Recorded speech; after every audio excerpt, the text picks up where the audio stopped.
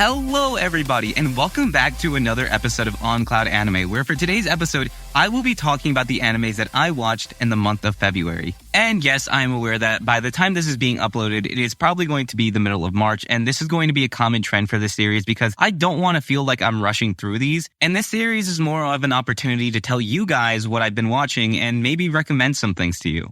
So without further ado, let's get started. The first anime I want to talk about is the Rascal Doesn't Dream Of series. Or specifically, Rascal Doesn't Dream of a Wandering Girl. Now, I remember when I was relatively new to anime, and one of the first series that ever caught my interest was Rascal Doesn't Dream of Bunny Girl Senpai. Was it because I was a young teenage boy who expected something a little more fan servicey? Yeah.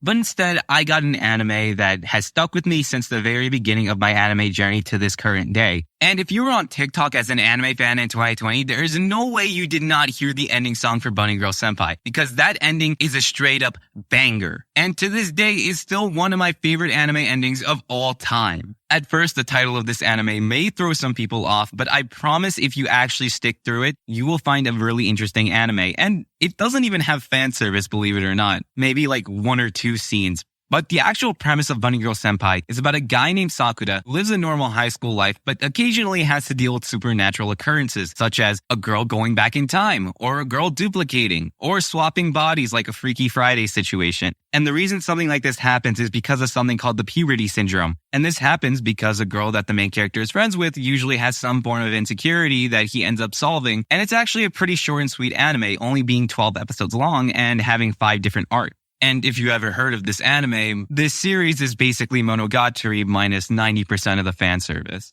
But no matter how much time has passed, this anime has always held a very special place in my heart. And I was very excited when I heard that the second movie was coming out, and in February, I finally got the chance to watch it with the previous guest of last episode, Quanti. Now, when people think of movies, they probably think that something big is going to happen, but in reality, this was really nothing too special in terms of how grand it was. It was just a continuation of the series, which I don't personally mind. In fact, I was just excited in general that there was content for this series.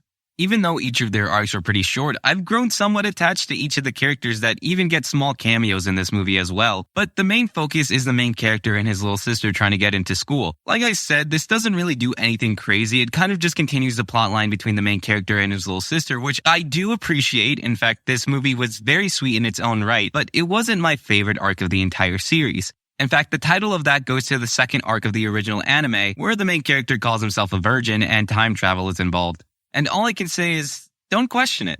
But I do heavily recommend Rascal Doesn't Dream of Bunny Girl Senpai, as it is one of my favorites, because it is a slice of life with a little bit of a kick to it, and a message that tells you that it is alright to have your insecurities. And the main girl is kinda hot. But anyway, the next anime on this list is Bungo Stray Dogs. Now, unlike Bunny Girl Senpai, Bungo Stray Dogs is a more of a committed anime since it has 61 episodes in running. And to be honest with you, I am caught up with it, but for the first 3 seasons, I genuinely couldn't figure out why I watched this series. I mean, it wasn't bad by any means, but I couldn't figure out what kept me committed to it. In fact, it's been so long since I've watched the series that I kind of don't remember a lot of the things in the first 3 seasons besides major plot points. In fact, if I'm not wrong, it's been like 2 years since season 3 came out. So when news of season 4 releasing in January of last year happened, I honestly wasn't too interested in Bungo Stray Dogs anymore. So I never really gave it that much thought. And that was a big mistake because later that year, season 5 of Bungo Stray Dogs came out, which for a second, let me just tell you, 2 seasons of an anime,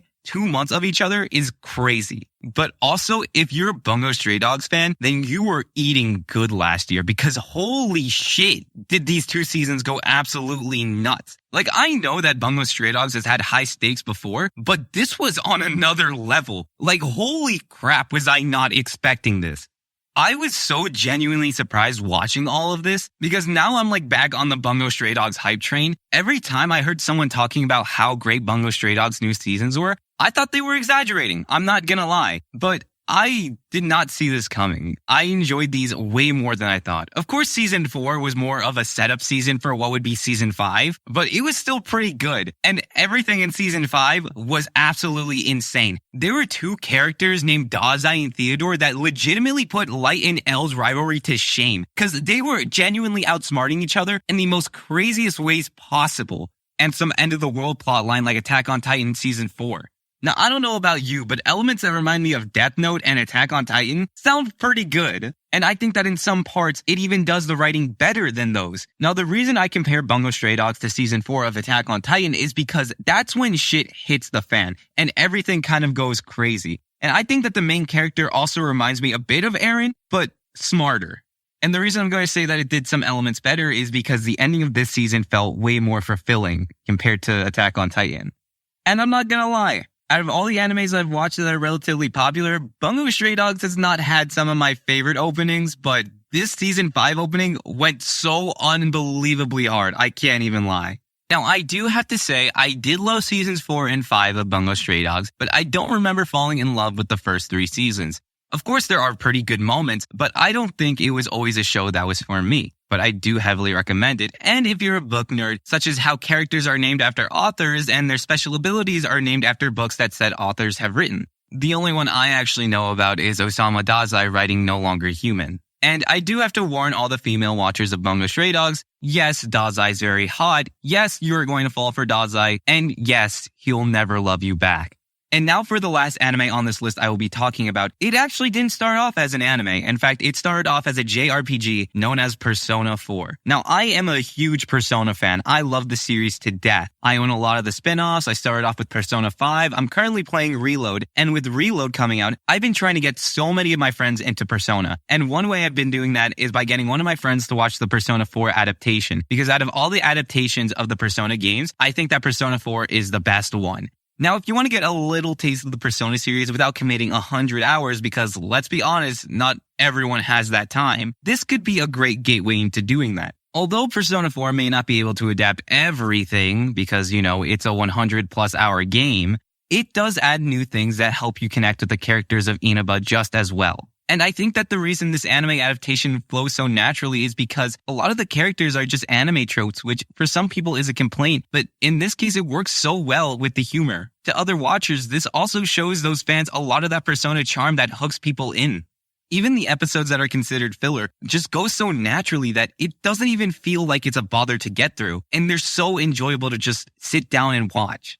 I should know. I've rewatched this anime so many times. And I'm so glad that a lot of the Persona fans actually know about it and that it's appreciated because this anime is amazing and is one of the best video game adaptations I've seen. I think an issue with video game adaptations is that they don't really add anything new to the mix, and that's just not the case with this anime. So if you're even the least bit curious on why Persona 5 has become so mainstream, I would say that the Persona 4 anime is a great gateway into the series. And I have to make this very clear, I am specifically talking about Persona 4 the animation, the original one, that is 24 episodes long. Please don't watch Persona 4 Golden because you will not understand a single thing that is going on unless you've played the games, and because of that, it feels more of a compilation than an actual anime.